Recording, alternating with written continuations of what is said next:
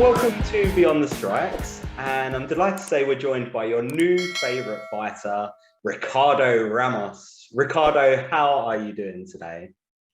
Oh, pretty good. Just finished my training session here. We did some hard workout here, and I'm feeling great. You know, all the energy from the training is just burning inside my body, so I'm good. Pretty Awesome. good. Awesome. Well, firstly, we need to talk about the Danny Chavez fight. It was another incredible finish. And as the New Age Outlaws used to say, we've got two words for you: spinning elbow. How often do you practice that in training? I, you know, I cannot count how many times I did it. But at my house, at everywhere. Sometimes I'm in the mall and I'm just throwing and it's just part of my life, you know. So everything that I learn and I train, I'm every time doing this. Every time I practice this, not only at the gym, it's inside my head in everything I do.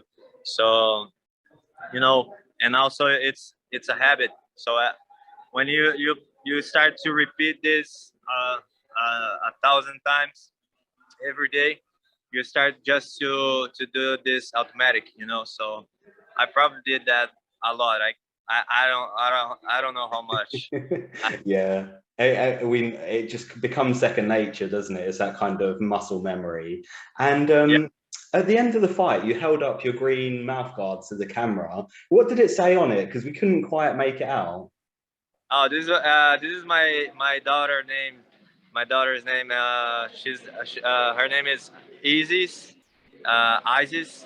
But yeah, I did the mouth guard with her name because she's 11 months old right now, and she completely changed my life and the way I lead with my life. And she just made me a better person, a better man, and a better fighter too. So I that's why love that. Absolutely love I'm, that. We're really similar. I have a 2-year-old daughter. So I'm a new dad as well. So I can definitely see where you're coming from. yeah. You know, it's a big change for every man's life. You know, if they want to, you know, and I really like to appreciate this and show the people how show my love to her for everyone that follow me on Instagram or everywhere for my friends because it's a blast for my life for sure. Yeah, absolutely love that. And who would you say is your biggest inspiration? My biggest what? Inspiration. Well, right now my daughter is a big one, but when I started this, I I used to say God is my first one because uh, I would not be doing MMA if I don't feel that God was leading me to do this, and I feel like he's the one who put everything on my life, who showed me the way, you know. And then I have some fighters that I can put beside God. Which fighters would you go for? Like Anderson Silva is one of my favorites. BJ Penn, John Jones, uh, um, George St. Pierre, and yeah, they're one of my favorites. I would not be. They are like my inspiration. The guys that I want to learn from, you know. Hmm. And time I can watch some videos, I watch videos from them, try to learn how they used to work, how their visions to the MMA is pointed at, you know. And I like to just learn with them. So they are my first my main inspiration for to be a better MMA fighter.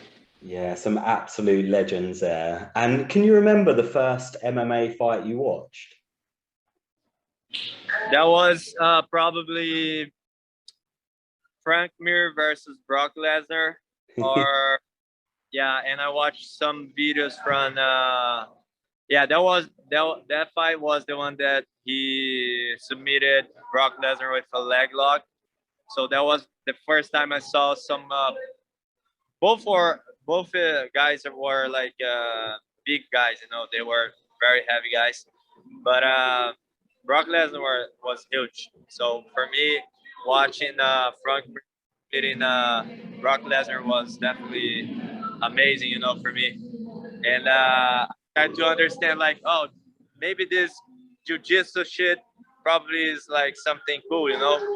This is something cool that I could learn someday, you know. And after a couple months, my father came at home and said, "Hey, I have a jiu-jitsu academy. They gonna let you train for free. You wanna go?" And I said, "Oh fuck yeah!" I did not say anything to my father after I watched this fight because my father was not like a fan of UFC, or they see that like as a violence, you know. Mhm. And, but I was like dreaming with this jiu-jitsu or MMA shit, and after like 3 months, I think he came at home and, hey, let's go to this gym, and oh fuck, he was like you know, he was inside my mind, crazy, and I started to do that. Oh, that's awesome. And God is leading me, you know, for everything. yeah, absolutely. And where did you originally grow up? In Campinas, São Paulo. This is my hometown. This is the biggest town in São Paulo. Campinas, it's probably about 2 million people, so it's not huge, but it's not small too. So uh, it's kind of the place that I grew it was not like ghetto. It was like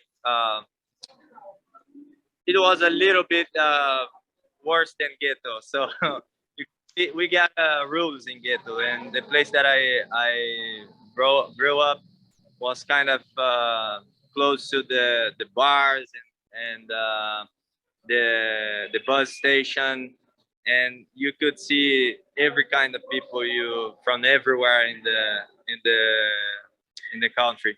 So it was a little bit savage. Mm. And father used to have a bar, and I used to work in this bar and help him with the everything. So I saw my father throwing a lot of people from the that game. I don't know how they call this game in English, but the one that you have like the green table with like 9 balls, and you Oh, just like pool add. table. Yeah, pool. Yeah, this one. So he break a lot of bets on this guy. So so I saw him bunch of times, and that's the kind of place I grew up, and that's how I raised it. You know. So Yeah, absolutely. And has it always been MMA that you've wanted to get into, or because you're from Brazil, Brazil yeah. soccer, football, like England, it's absolutely huge. Has it always been MMA, or has there been any other sports? Well, at this time I had no chance to do anything. So the first thing I had contacts. Yeah, I just you know did 100% because I used to play soccer on the streets, but not nothing official.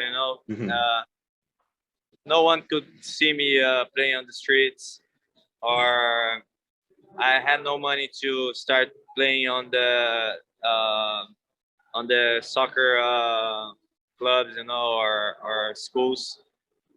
And in the school, like I used to play like other sports too, but the main thing was on the streets, like playing on the streets. Uh, you know, always with my friends, doing bikes, skateboards, or whatever. So it was a good good times, you know, but nothing like that. I start doing like official or training, like getting techniques, everything we could do like on the streets, like, hey, let's play this or that, and we just and let's go. No, no official. Sure. Love it. And before a fight, do you have any superstitions that you always do or rituals? um, well, I don't used to go to church. My father and mother, they don't used to go to church. So superstitions. Or No, any I don't. rituals that you always make sure that you're doing the same thing every time or eating the same thing? No, no. I was like just surviving.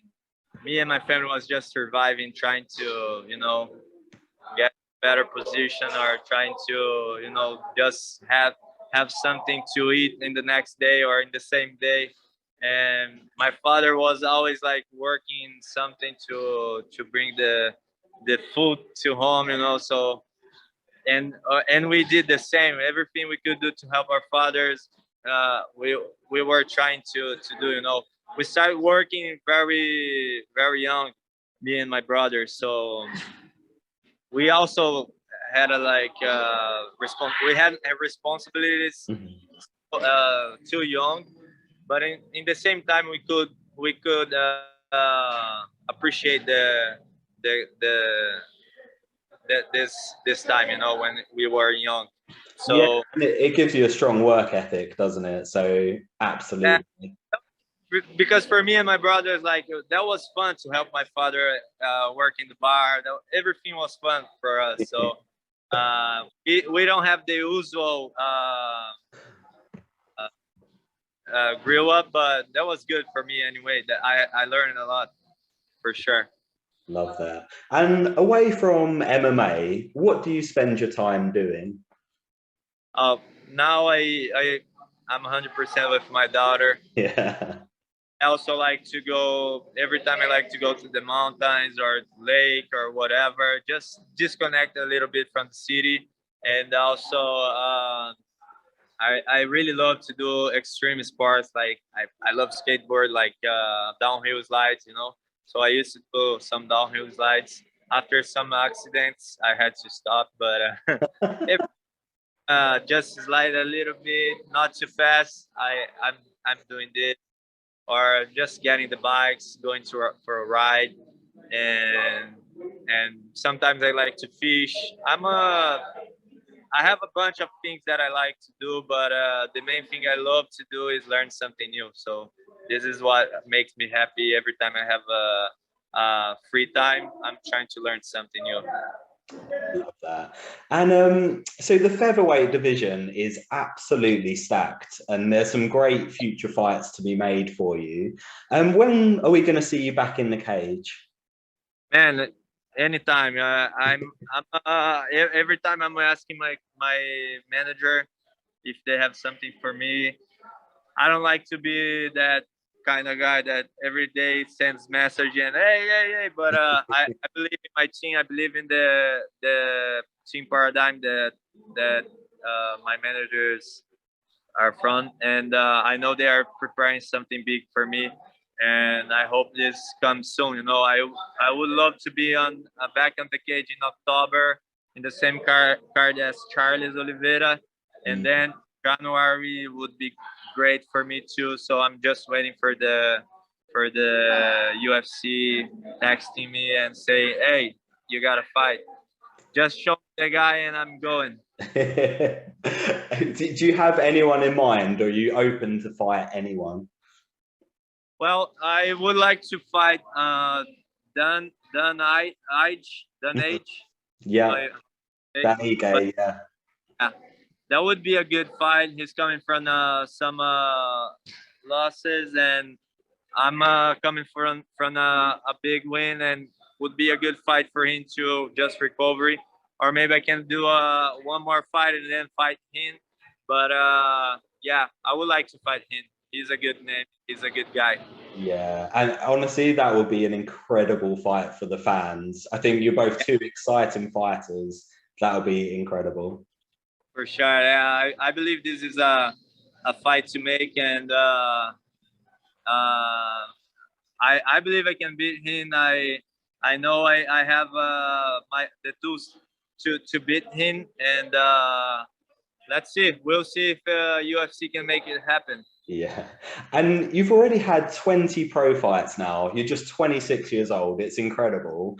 What would you like to achieve in the next few years? Next 2 years, I want to be the champion. I had a conversation with my whole team yesterday, and we were planning to my way to the belt. You know, trying to understand what's the way, because we try a lot of things, and now we are more experienced. We know the rules, we know the game, we know everything, and now we want to do this in the best way we can do, and with no mistakes, and just working as best as we can, and try to get this belt as soon as we can too. So I know the guys I have to call. We're working on the guys we want to call for the next fight, but as I said, Danija is a good name, and we want to promote this fight, and maybe get this fight for the next one, or soon, and then we want to keep the working, and get as close as we can to the belt. First thing is getting the rank. After I get in rankings, I'm good. I know I'm doing the right thing. Definitely. Well, we'll be supporting you all the way to the belt. You've got fans in us, and we'll be cheering you on from London. So I just want to say thank you so much for your time today. We really appreciate it, and we can't wait to see you back in the cage. Thank you so much.